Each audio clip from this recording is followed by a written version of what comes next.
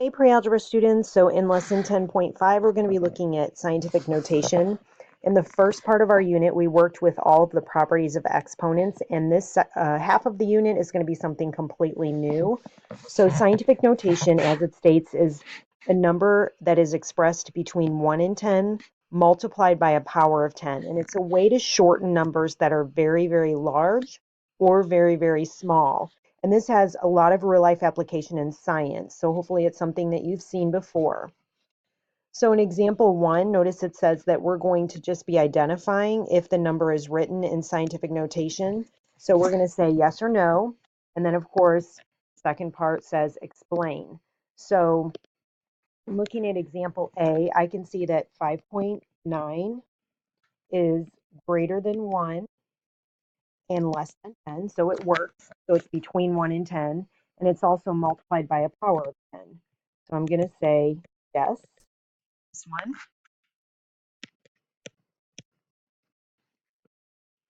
Okay, so in example 2, 9 tenths multiplied by 10 to the 8th, I can see that this part here is not between 1 and 10. So 0.9 is not between 1 and 10. Therefore, this one is a no.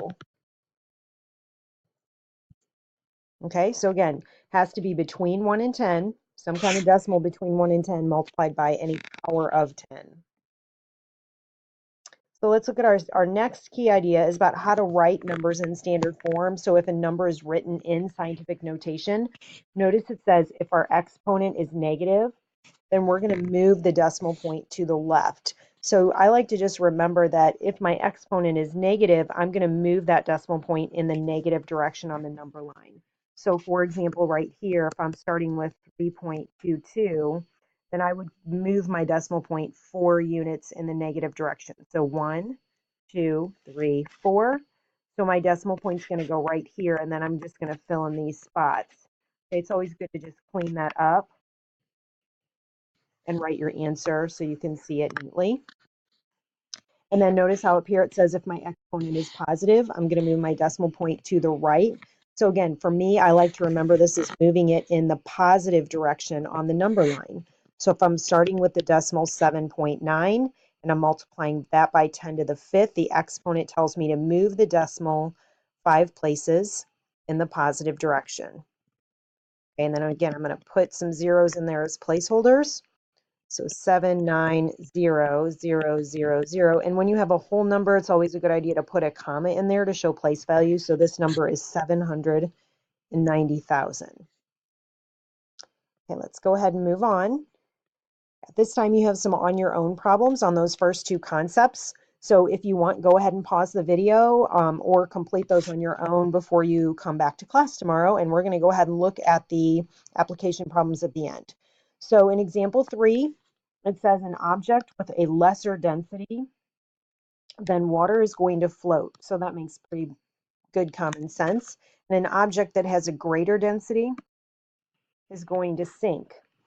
So they want us to explain what happens when you place the brick and an apple in the water. So that means looking at each of the scientific notations, the easiest way to compare them is to go ahead and put them in standard form.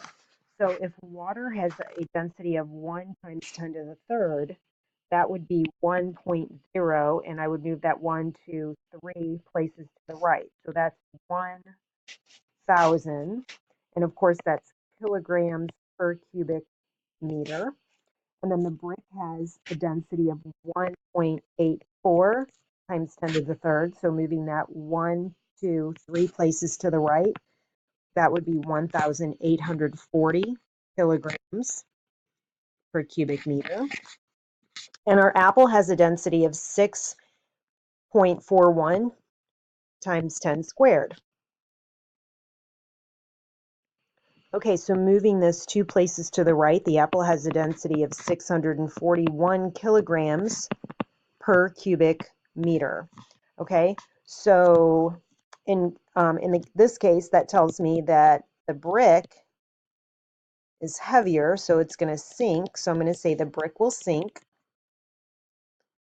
and the apple has a lighter density, so it's going to float.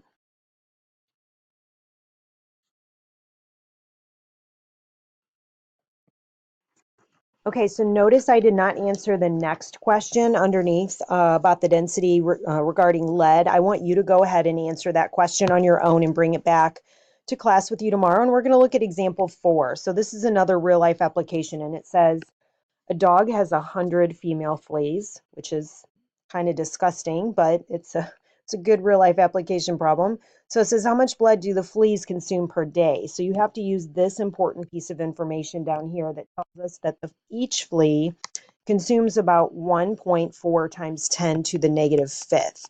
So this is where you need to remember that because this exponent is negative, it tells me I'm going to move that decimal 5 places in the negative direction.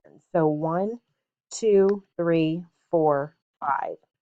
So if I fill that in, have a decimal point and 1, 2, 3, 4, and then the number 14.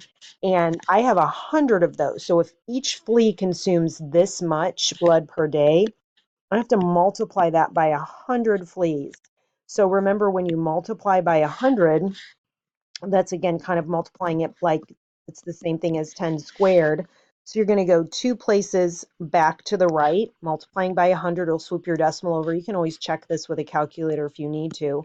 So it's decimal point 0014 is your final answer.